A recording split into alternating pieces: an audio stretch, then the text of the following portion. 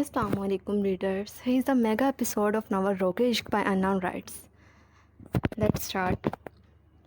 आज हारिस ताजी के साथ चिरगे में मौजूद था। आज बाकायदा तौर पर हारिस को सरदारी सौंप दी गई थी। वो हारिस खान से सरदार हारिस खान बन चुका था। तमाम फैसले अब उसने ही करने थे।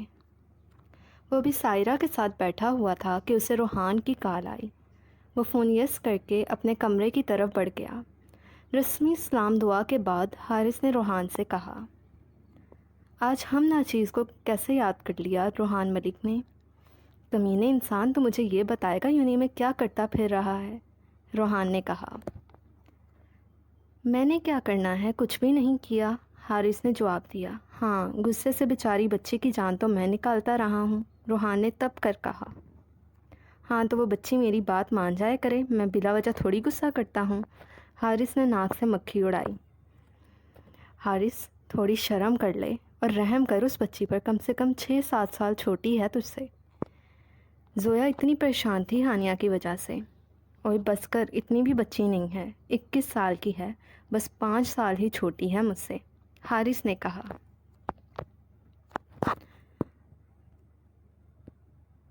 हारिस, सच सच बता चक्कर क्या है? अब की बार रूहान संजीदा हुआ। मैडम दिल पर कब्ज़ा करके बैठ गई हैं, अब मैं चाहता हूँ मैं उस पर कब्ज़ा कर लूँ, सिंपल। यार मैं उससे शादी करना चाहता हूँ, हारिस ने कहा। हाँ तो तू उसके पेरेंट्स से बात कर, उस बेचारे की जान क्यों हलकान करता रहता है? हाँ, और वो जो मुझे हर काम से डिस्ट्रैक्ट कर देती है, रात को सोने नहीं देती, 24 घंटे उसकी आंखें मेरे ख्यालों में रहती हैं, उसका क्या? मैंने दादी से बात की है, मैं भी यही चाह रहा हूँ कि हानिया के पेरेंट्स से बात करने में अब देर ना लगाऊं। हारिस ने भी संजीदा होकर जवाब दिया। बेस्ट ऑफ लक बड़ी, चल फिर बाद में बात होती है, रूहान ने कहा। चलो ओके, अल्लाह हाफिज़, हारिस ने कहा और फ़ोन बंद कर दिया। हानी जान, जिसकी मर्ज़ी सिफारिश तुम डलवा लो, हारिस खान इस मामले में किसी की भी नहीं सुनने वाला, हारिस ने तसव्वुर में हानिया से मुखातिब होकर कहा। रात के वक़्त जब सब चाय पीने में मसरूफ़ थे तो सबको बाजिल की बात ने साकित किया। मैं 2 दिन बाद निकाह कर रहा हूँ। बाजिल जो कब से खामोश बैठा था, अब सबको खामोश करवा चुका था। क्या कहा तुमने? माजिद साहब ने पूछा। ऐसे लग रहा था जैसे कुछ गलत सुन लिया हो। मैं 2 दिन बाद अपनी यूनी फ़ेलो जिससे मैं मोहब्बत करता हूँ उससे निकाह कर रहा हूँ। बकवास बंद करो अपनी, माजिद साहब अब धाड़े। ज़ोया और हानिया तो बेयकीनी से बाजिल को देख रही थीं। रिदा खामोश हो चुकी थी, वो गहरे सदमे से 2-4 बाजिल का चेहरा तक रही थी। आंखें आंसुओं से भर चुकी थीं। मैं बिल्कुल ठीक कह रहा हूँ, मैंने अम्मी को पहले ही बता दिया था, पर उन्होंने मुझे ख़ुदकुशी की धमकी दी। मुझे पूरा हक़ है अपनी पसंद से शादी करने का। मुझे हक़ है मैं जिससे चाहूँ, जिस तरह चाहूँ ज़िंदगी गुजारूँ, और वैसे भी इस्लाम में 4 शादियों की इजाज़त है, बाजी ने कहा। और रिदा के आंसू अब गालों पर बहना शुरू हो चुके थे। और रिदा का क्या? इस बच्ची की ज़िंदगी क्यों ख़राब की तुमने? बाबा जान, मैं रिदा को पहले ही बता चुका था। मैंने इसे डाइवोर्स का भी कहा था, पर इसने मना कर दिया। क्यों रिदा? अब वो रिदा से मुखातिब हुआ। सबने शौक़ से रिदा की तरफ देखा और रिदा ने सर झुका लिया। मुझे उम्मीद है कि आप सब निकाह में ज़रूर शिरकत करेंगे, बाजिल कहकर वहाँ से चला गया। आहिस्ता आहिस्ता सब उठ गए। रिदा अब भी खामोशी से सर झुकाकर बैठी रही। रिदा, शाजिया बेगम ने उसे बुलाया। वो उनके गले लग फूट फूट कर रो पड़ी।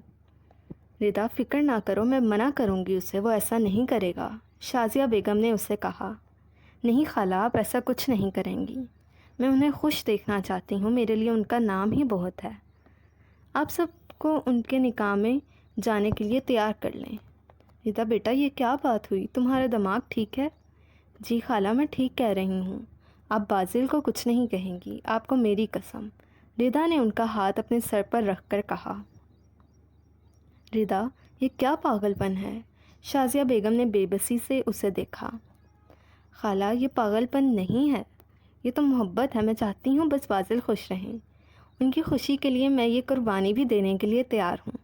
ریدا نے زخمی مسکراہٹ کے ساتھ کہا. شازیہ بیگم تعصب سے سر ہلا کر چلی گئیں. کل کا دن بھی ایسے ہی گزر گیا. ایک عجیب سی خاموشی گھر میں چھائی ہوئی تھی. کوئی بھی بازل سے بات نہیں کر رہا تھا. ہانیہ اور زویا بھی اس سے سخت ناراض تھیں. ریدا جو اکیلی لاؤنج میں بیٹھی تھی ہانیہ کے بلانے پر اس کی طرف متوجہ ہوئی. ریدا اپی، آپ اپنے ساتھ اتنا ظلم کیوں کر رہی ہیں؟ ہانیہ نے اس کی بھیگی آنکھوں کو دیکھتے کہا. زویا بھی ادھر ہی آ گئی تھی. ہانیہ ادھر آؤ. ریدا نے مسکرا کر ہانیہ سے صوفے پر بیٹھنے کا کہا. زویا کو دیکھ اس کی طرف متوجہ ہوئی. تم کیوں کھڑی ہو؟ تم بھی آ جاؤ. دیکھو ہانیہ، میں اپنے اچھے کے لیے ہی کر رہی ہوں. میں بس بازل کو خوش دیکھنا چاہتی ہوں. اگر ان کی خوشی مشال میں ہے تو مجھے کوئی مسئلہ نہیں ہے. پر ریدا اپی، آپ تو بھائی سے محبت کرتی ہیں نا، پھر کیوں کر رہی ہیں ایسا؟ دیکھو ہانیہ، میں ان سے محبت کرتی ہوں، پر وہ کسی اور سے محبت کرتے ہیں. میری جان، محبت میں تو محبوب کی خوشی کا خیال رکھا جاتا ہے. بس میں بھی وہی کر رہی ہوں. ہر شخص کو اپنی زندگی گزارنے کا پورا حق ہے، تو میں کیوں ان سے یہ حق چھینوں؟ ریدا نے جواب دیا. اور تم دونوں بازل کے ساتھ صحیح بیہیو کرو. میں دیکھ رہی ہوں کل سے تم دونوں ان سے بول نہیں رہی. بازل جو آفس سے آ رہا تھا ریدا کی باتیں سن کر دنگ رہ گیا. اتنا حوصلہ کہاں سے لاتی تھی؟ یہ اتنی دھتکار کے بعد بھی اس لڑکی کو اپنے ستمگر کی ہی فکر تھی. بازل کو اپنے دل سے آواز آئی کہ وہ زیادتی کر رہا ہے. پھر خود ہی اپنے دل کو ڈپٹ کر چپ کروا دیا. وہ اندر داخل ہوا اور سلام کیا. ہانیہ نے اس کی طرف دیکھا اور اس کے پاس آئی. بھائی، آپ ریدا آپی کے ساتھ بالکل اچھا نہیں کر رہے. یہ کہہ کر وہ روتی ہوئی اپنے روم کی جانب بھاگ گئی. زویا بھی بازل سے کوئی بھی بات کیے بغیر چلی گئی. ریدا اٹھ کر بازل کے سامنے آئی. آپ کھانا کھائیں گے؟ ریدا نے آرام سے نظر جھکا کر پوچھا. نہیں، بس چائے لے آؤ، بازل نے کہا اور اپنے روم کی جانب بڑھ گیا. رات کو ریدا جو سارا کام ختم کر کے روم میں آئی تھی، بازل کو سوتے دیکھ اسی کے پاس آ گئی. وہ بیڈ پر گہری نیند میں تھا.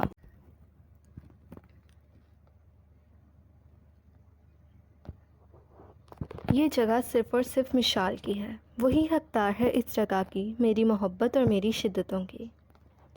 اسے بازل کی کہی ہوئی بات یاد آئی. وہ بازل کی سائڈ پر آ کر زمین پر بیٹھ گئی. اس ٹھنڈے فرش کی ٹھنڈ بھی اسے محسوس نہیں ہو رہی تھی. ریدا نے بازل کے چہرے کی طرف دیکھا جہاں پیشانی پر اس کے سیاہ بال بکھرے ہوئے تھے. اس نے بڑے آرام سے بازل کی پیشانی سے بالوں کو پیچھے کیا، پھر اس کے مضبوط ہاتھ کے اوپر اپنا ننھا ہاتھ رکھا. اب آنسو روانی سے اس کی آنکھوں سے بہنے لگے. بازل، آپ جانتے ہیں میں نے جب سے ہوش سنبھالا ہے صرف ایک ہی نام سے محبت کی ہے، ایک ہی شخص کو بے لوث چاہا ہے. ریدا بازل کا ہاتھ پکڑے اس کے چہرے کی طرف دیکھتے کہہ رہی تھی. وہ شخص میرا محرم ہے. آپ جانتے ہیں سارے مجھے کہہ رہے ہیں میں ایسا کیوں کر رہی ہوں، مجھے فرق نہیں پڑتا، پر میرا اللہ جانتا ہے بازل، میرا دل پھٹ رہا ہے، لیکن آپ کی خوشی میرے لیے خود سے بھی زیادہ عزیز ہے. ریدا نے اپنا سر بازل کے ہاتھ پر ٹکا لیا. وہ باقاعدہ ہچکیوں سے رونے لگی. بازل، آپ میری محبت ہی نہیں، آپ میری سانس لینے کی وجہ ہیں. اگر دل کی دھڑکن نہ ہو تو انسان مر جاتا ہے. آپ میرے دل کی دھڑکن ہیں. میں آپ کے بغیر جینے کا تصور بھی نہیں کر سکتی. آپ کے جذبات میرے لیے نہیں ہیں، مجھے آپ سے کوئی گلہ نہیں. میرے لیے اتنا ہی کافی ہے میرے نام کے آگے آپ کا نام آتا ہے. ہاں، یہ دل میں بچپن سے خواہش تھی کہ آپ کے جذبات بھی میرے لیے ہوتے، لیکن انسان کی ہر خواہش بھی پوری نہیں ہوتی. میں اپنے دل کو سمجھا لوں گی، میں ساری زندگی آپ کے قدموں میں گزار دوں گی، آپ سے کسی چیز کی شکایت نہیں کروں گی، پر دور نہیں رہ سکتی.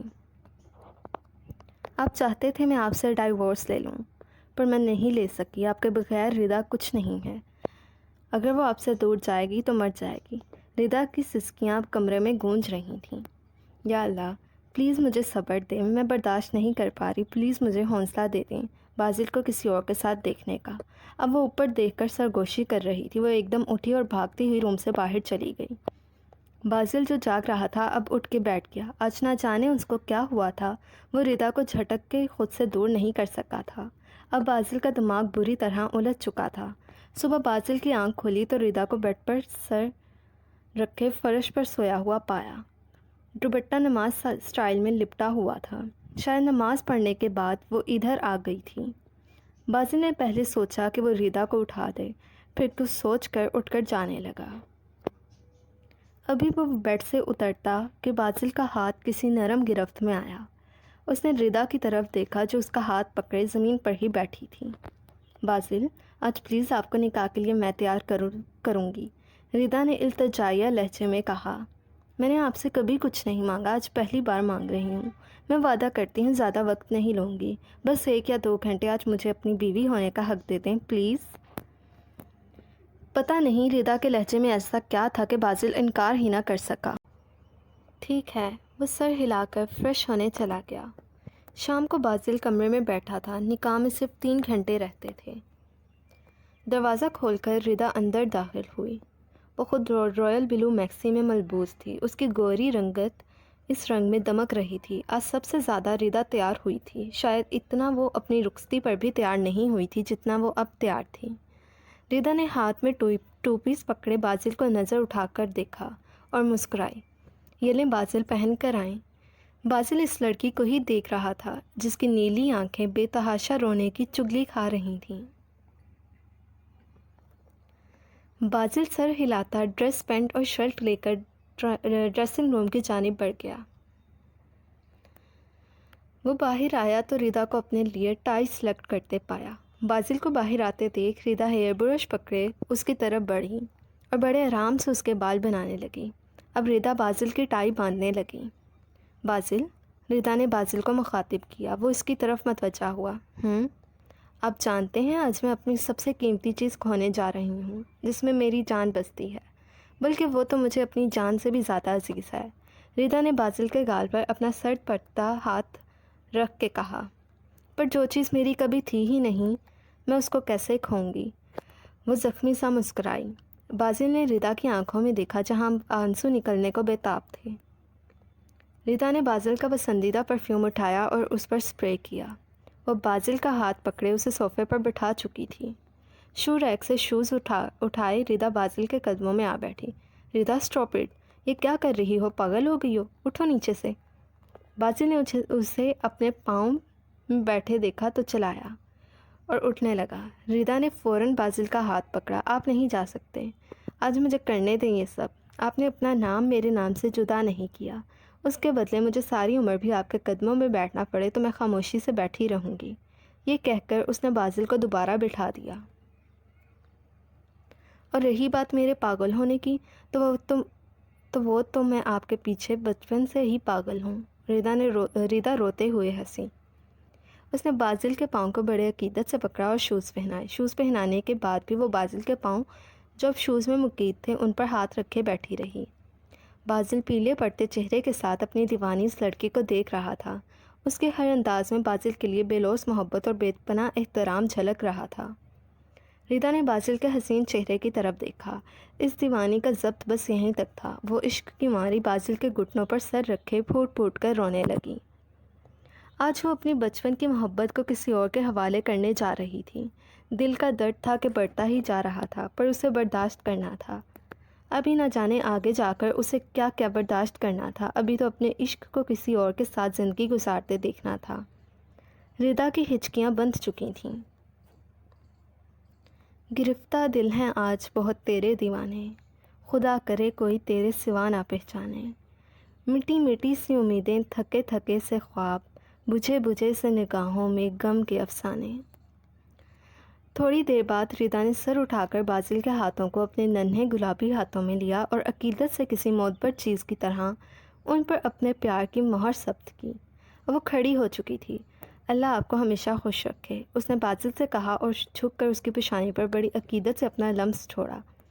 کچھ آنسو ٹوٹ کر باسل کی آنکھوں پہ گرے۔ باسل اس لڑکی کی حرکتوں پر بالکل فریز ہو چکا تھا۔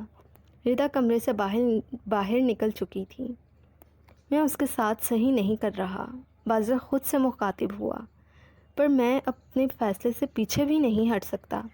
مشال سے میں سالوں سے وعدے کرتے آیا ہوں، یا اللہ میری مدد فرما، باسل نے دل میں سوچا۔ بازل ماجد ولد ماجد احمد، آپ کا نکاح باوز حق مہر 2 لاکھ روپے سکہ رائج الوقت مشال رضا ولد رضا گیلانی سے کیا جاتا ہے، کیا آپ کو قبول ہے؟ بازل نے تھوڑی دور کھڑی ریدا کو دیکھا، اس کے دیکھنے پر ریدا مسکرائی۔ بازل کی نظروں کے تعاقب میں جب سب نے ریدا کی طرف دیکھا تو دل کٹ کر رہ گیا۔ عجیب بے بسی تھی اس کی مسکراہٹ میں، آنکھوں میں پانی اور ہونٹوں پر مسکراہٹ تھی۔ بازل نے اپنی سرخ ہوئی آنکھوں کو بند کر کے کھولا۔ قبول ہے۔ ریدا کے آنسو لڑک کر گالوں پر بہے۔ آج کوئی ریدا سے پوچھتا محبوب کے کھو جانے کا غم کیا ہوتا ہے، اور محبوب بھی آپ کا جان سے عزیز شوہر جس پر سارے حق رکھتے ہوئے بھی آپ اسے کسی اور کے حوالے کر دیں۔ مولوی نے دوبارہ الفاظ دہرائے، کیا آپ کو یہ نکاح قبول ہے؟ جی قبول ہے، بازل نے جواب دیا۔ اب کی بار اس کی نظریں ریدا کی طرف تھیں جو آنسو صاف کر رہی تھی۔ ریدا مضبوط تھی لیکن اتنی نہیں کہ وہ بازل کو اپنی آنکھوں کے سامنے پوری طرح کسی اور کا ہوتے دیکھے۔ وہ بھاگتی ہوئی باہر آ گئی۔ اپنے ارد گرد ریدا کو آکسیجن کی شدید کمی محسوس ہوئی۔ دل میں عجیب قسم کی ٹیسیں اٹھ رہی تھیں۔ اس کا شوہر آج پوری طرح کسی اور کا ہو چکا تھا، پھر دل کی دھڑکن کیوں چل رہی تھی اب تک؟ اللہ! ریدا نے آسمان کی طرف دیکھتے دل چیر لینے والے لہجے میں کہا۔ رونے کی شدت سے نیلی آنکھیں سرخ ہو رہی تھیں۔ ابھی تو راکھ ہوئے ہیں تیرے فراق میں ہم، ابھی ہمارے بکھرنے کا کھیل باقی ہے۔ کار میں بیٹھ کے وہ فل سپیڈ سے یوں ہی سڑکوں پر گھومتی رہی۔ دل کا درد تھا کہ بڑھتا ہی جا رہا تھا۔ قبول ہے، جی قبول ہے۔ بازل کے کہے گئے الفاظ بار بار اس کی سماعتوں سے ٹکرا رہے تھے۔ وہ اسٹیئرنگ پر ہاتھ مار کے چیخی۔ پھر کچھ ٹائم بعد وہ گھر واپس آئی تو دیکھا ابھی تک کوئی نہیں آیا تھا۔ اس نے ملازم سے کمرے کی ڈیکوریشن کا سامان منگوایا، آخر بیوی ہونے کا فرض بھی تو پورا کرنا تھا۔ بازل کے کمرے کو سجا کر وہ گیسٹ روم میں چلی گئی۔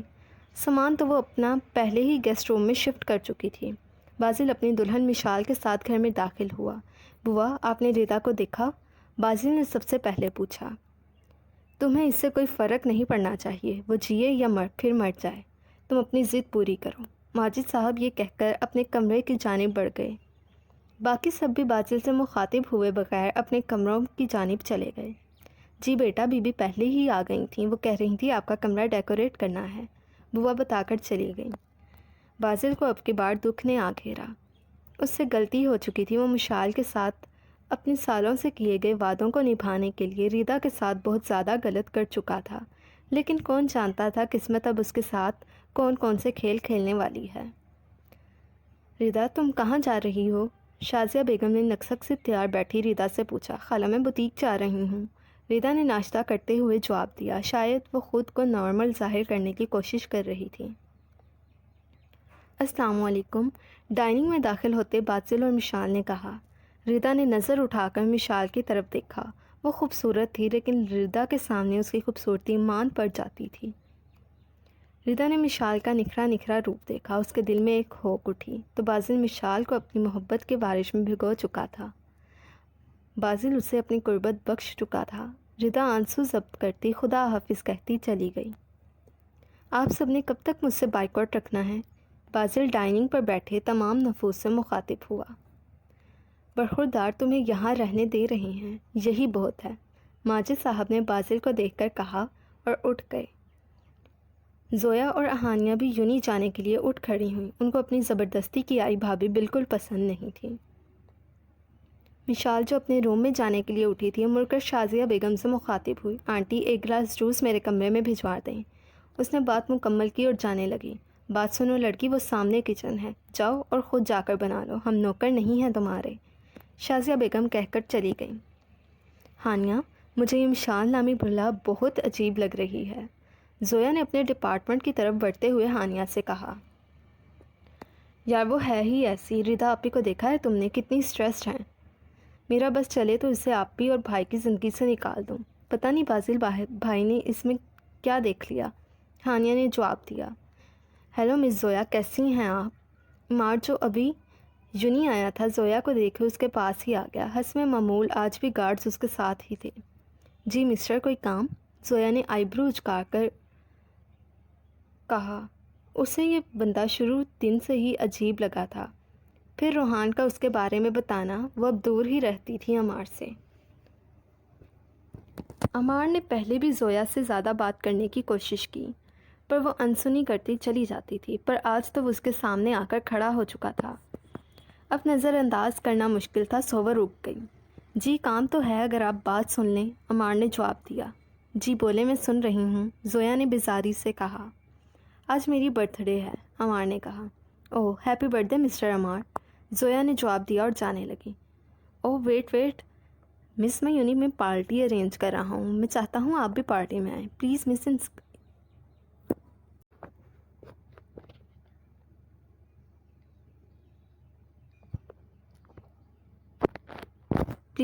انکار نہ کیجیے گا، اور بھی جونیئرز انوائٹیڈ ہیں۔ زویا نے کچھ سوچ کر ہاں کر دی۔ ٹھیک ہے مسٹر، میں اور ہانیہ آ جائیں گے، اب ہم چلتے ہیں۔ زویا گراؤنڈ میں دھپ سے جا کر بیٹھی۔ کیا یار، آگے مسئلے کم ہیں اور یہ جناب ایک اور مسئلہ بن چکا ہے۔ زویا نے سرد آنکھ کھینچی۔ وہ دونوں اب لیکچر سے فری ہو کر ہال کی جانب بڑھ رہی تھیں، جہاں عمار نے پارٹی ارینج کرنی تھی۔ جب انہیں روحان کی دی گئی آواز پر رکنا پڑا۔ زویا کدھر جا رہی ہو؟ روحان نے کہا۔ وہ جو خود عمار کے انویٹیشن کی وجہ سے پارٹی میں جا رہا تھا۔